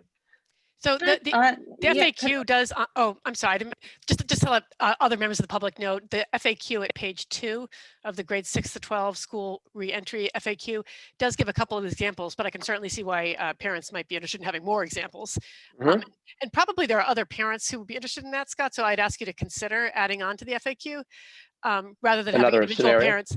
Yeah, rather than having individual parents all call up Dr. Nicosia and be like, can you explain to me? Jen? I think I was just confused. Maybe it was just my reading it wrong when it said watching Zoom concurrently. I think that's what probably that confused me. It might have not confused other people. So I was that's what set off my like, oh, are they going in and just looking at their Chromebooks but in the school building?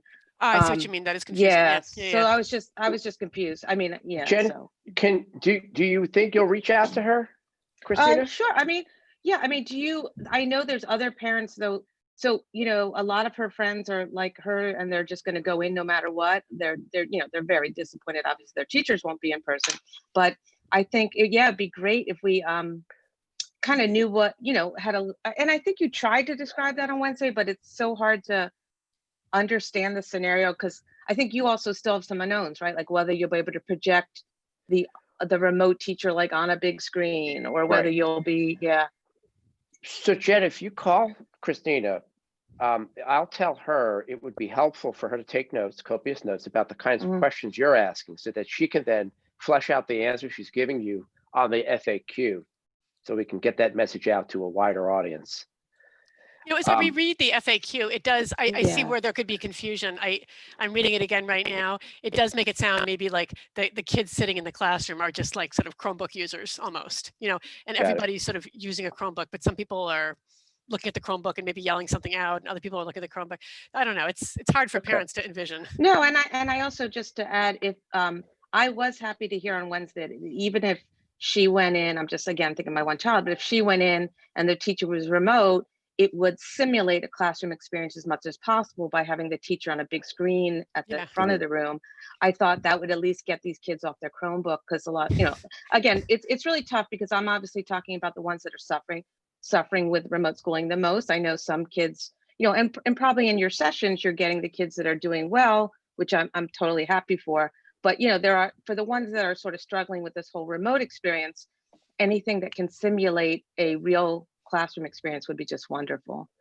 And let me remind you, Jen, that look, not that you necessarily want to have your child transition one way or the other several times, but if any student comes in and feels more comfortable being home, the student could make that decision in a day. We can make that happen. We can make that work. So there's fluidity back and forth, which we couldn't necessarily accommodate Irving and Bartle kids to be able to do as efficiently, because we have a different setup down there. But the takeaways for all those listening: one, I'll be directing Miss Brady and Mr. Lassiter to extend the deadline, and two, we're going to be fleshing out the FAQ more, so that the description, the illustration of the in-person setting is more clear.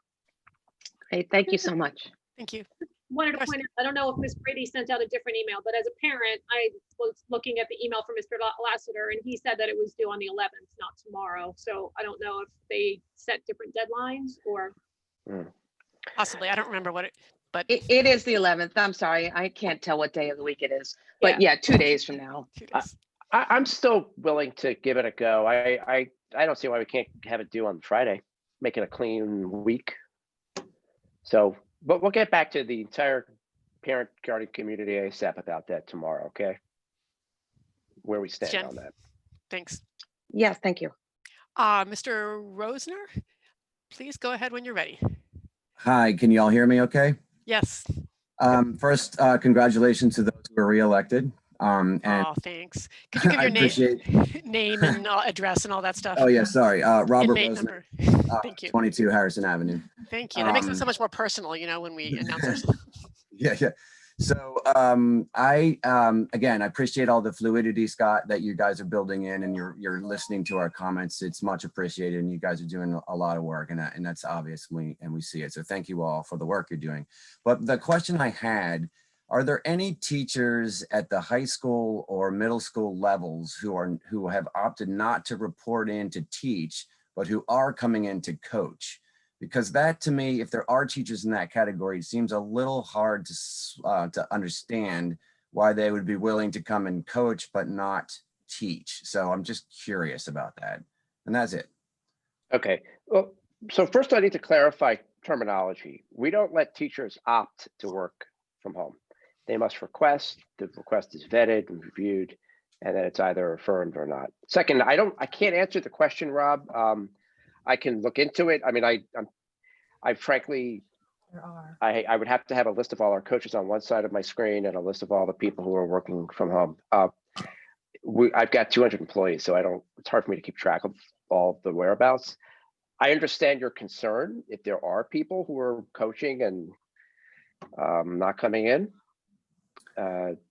I mean, if you want to email me at some point, I can get back to you. I just don't have that information. It right now. just kind of speaks to the comment that came up Wednesday about, you know, our teachers kind of, I mean, again, I hate to use this phrase, but taking advantage of the situation. I mean, I understand everybody has high anxiety about what's going on, and that's totally understandable. But if someone's like at a level where they're comfortable coming in to coach, seems to me they ought to be at a level where they can come in and teach to a class where options are being met, and you know there will be fewer students there because many will probably opt to stay home anyway. So I'm just, you know, for as a parent for with 3 kids who would really much prefer to be in-person school, you know, these are things in my head. So yeah, Rob, I'm disappointed that you would imply there are teachers taking advantage of this process. I trust my teachers implicitly. They are high quality professionals. I don't want to go down that road because frankly, I don't think that's the case. I don't think people are taking advantage of the system. As an aside, I can certainly imagine a rational basis for coming in to coach an outdoor sport, but not coming into a closed classroom and, you know, having people breathe on you, even with precautions and attempts not to do that. I certainly would feel a little concerned if I saw that happening, like with indoor wrestling, you know. Yeah. I mean, from my perspective, it's hard for me to understand how someone would come in and be an indoor wrestling coach, but not teach. And I'm confident that Dr. Taylor will not be allowing anything crazy like that, and that no teachers will request it. You know, our teachers are, I mean, are good people, and yeah. Leave it at that. Okay. Let's see. Sarah Heimowitz. Hello. Hi, Sarah Heimowitz, 216 Graham Street.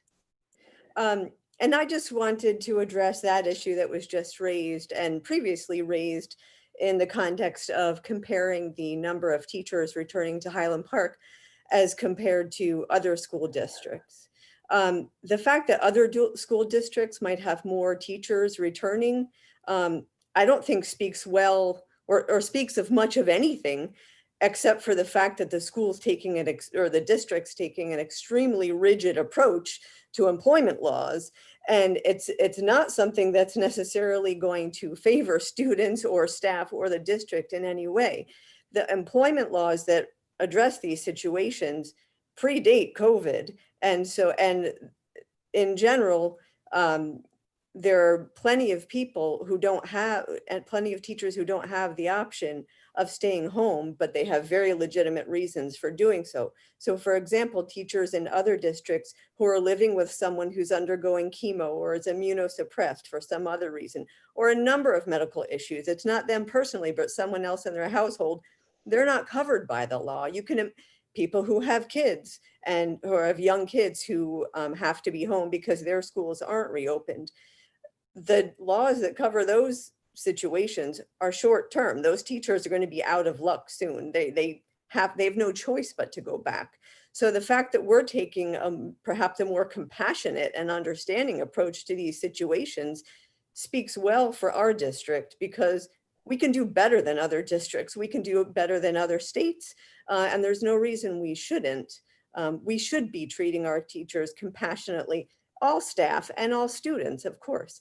But we should take a compassionate approach and understand that this is a raging pandemic, and the laws don't necessarily speak to the situations that are arising right now. So the fact that there are other teachers in other districts being dragged back to school because they have no choice, and they're stuck in terrible situations where you got teachers living in the basement because they're afraid to see their children upstairs who might be immunocompromised at the end of the day. Those are just terrible situations. Let's not compare ourselves to those districts that are forcing people into those desperate choices. And if a doctor says it's safe for a teacher to play softball outside, I don't know, but not stand in a classroom for 4 hours with poor ventilation, no air filtration, and 15 students, let's trust the doctors on that one. Let's not demonize teachers over this. That's all. Thank you. Muted again. Thank you, Sarah, for that empathetic statement. I do want to clarify, this is not your main point, but we do have lots of good air filtration going on. So just anybody listening to this who might be worried, we've considerably upped our air filtration system. That said, it might not be safe for somebody who is compromised in some way to be in a classroom as opposed to being outside on a field. Let's see, I thought I saw somebody else's hand up. Andrew Zappo. I wanted to just add something to, can you guys hear me? Yes, thank you. 131 Johnson Street. I just wanted to add on to Sarah's comment. And so to question the professionalism of the teachers is a really scary thing to start to do as a public. And I say that because we are in the wake and still going through an election process where the professionalism of public servants has been questioned throughout the nation about their ability to count votes to the detriment of our nation. And I want to say that, you know, it might be an exaggeration to say that this questioning of the teacher's professionalism is kind of in line with that, but you must be really careful when questioning public servants' professionalism. They're hired to do a job to teach our kids. They're not hired to divulge their personal information to us as parents. It's not acceptable. That's it. Thanks very much. Thanks. That's absolutely correct. At the same time, I do want to express that parents also have legitimate concerns. We have, you know, there are kids in the town, obviously, who are doing really, really badly with remote learning, who are going through mental health crises. So I in an attempt to think charitably of everybody who's expressed concerns, I think that may be driving some of the concerns that we're hearing. Let's see, did Rob Scott? And Rob Scott had his hand up. I saw that and then he put it down. Hand, and he took it down. I don't know if he wants to speak again. I'll wait till he raises it again. Thanks. Deb Lancaster. Oh, you disappeared from my screen, Deb Lancaster. Are you there? Oh, there I go. There you go. I just wanted to add, just piggybacking on a couple other comments that, you know, I think it's incredibly important that we have compassion for, you know, everyone at this moment, including, I think, just reiterating what you just said, Anne, of parents and kids who are struggling, as well as teachers, and staff, and all of you who have been working on this and through the pandemic. And I just wanted to clarify two things. One, my point earlier in the first session was that I don't position myself as a scientist. I'm not an epidemiologist, but even given the vaccine news, my point simply was, it doesn't seem to me like a lot's going to change between now and September. So my point about planning for the future is, if there's a way not to kick the can down the road, and that would be great, right? Because we know September, even Rutgers, where I work, right? Like, we're doing hybrid. This is not official. I'm not the president. I'm not President Holloway, but there's no way Rutgers is going to be up and running unless this vaccine is really magical. So there's just stuff that we could think about. So I just think that's something to keep in mind. And I have a number of friends in different districts also. A lot of people are doing different things. I think it's easy to see the grass is greener on the other side or whatever. But I do, you know, I think while the high school is remote, I just want to say, I don't, you know, it seems, I'm not sure if we're doing remote, I'm not sure what the advantage is of making a teacher come in. So I appreciate actually the district's flexibility on that. I think this is an incredibly difficult time for working parents, some of whom are our teachers. And I do think our kids need to come first. So I don't want to, that this is our job, the role that education plays is incredibly important in our community. And I don't need to take up airspace telling all of you that. So, you know, we need our schools, and, but I think on the teacher point, I do think that that's an area where we can be flexible. It makes sense, you know, especially when we have remote situations, unless there's some evidence that having a teacher teach to a computer in the classroom makes sense, you know, that some study says it's better, or lots of districts are finding that's more effective. I don't see the difference if, you know, Mrs. You know, Smith is, you know, teaching from her attic or teaching in the high school. So that to me doesn't matter. But this other stuff that parents are raising matters. And I think, you know, I think that parents also are feeling a great deal of frustration and fear, not just about the virus, but about, you know, how their children's well-being, their learning, and what they're you know, and I think there's a growing anxiety about like things like September, because as the months go on, this feels like it's a bit of a lost year for some folks. So. Yeah, that's the terrible tension we're facing, right? We want to be compassionate to Yeah, teachers, no, but it's some kids are really, really struggling, and we need to figure out a way to deal with that. I do think that creativity needs to, yeah. Yeah, I do think I do think it is really important that we get a jump on September. I guess I've been sort of hoping in the back of my mind that September would be normal again, but you know, we have no guarantee of that, and perhaps it's unrealistic.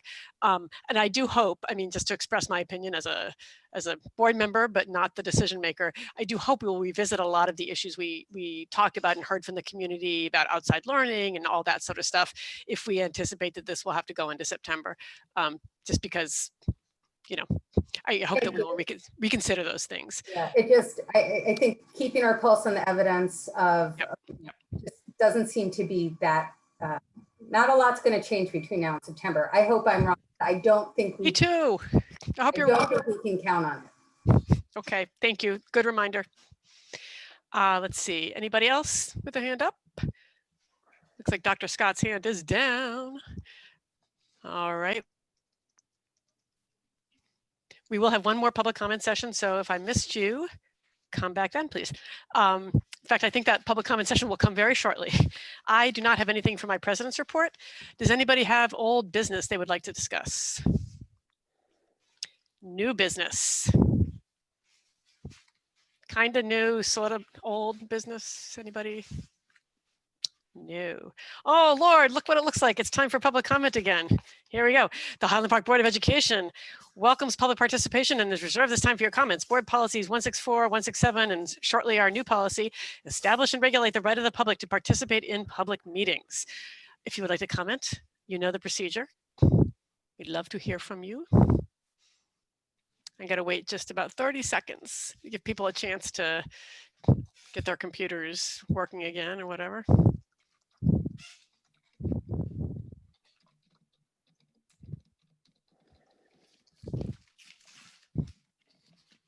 All right, it looks like we are at the end of our meeting. I'd like to move that we adjourn for the evening. Is there a second? Second. All in favor? Aye. All right, good night, everybody. See you on Monday for the voting meeting. Next Monday. Good night, everybody. Tomorrow. Tomorrow, yeah, exactly.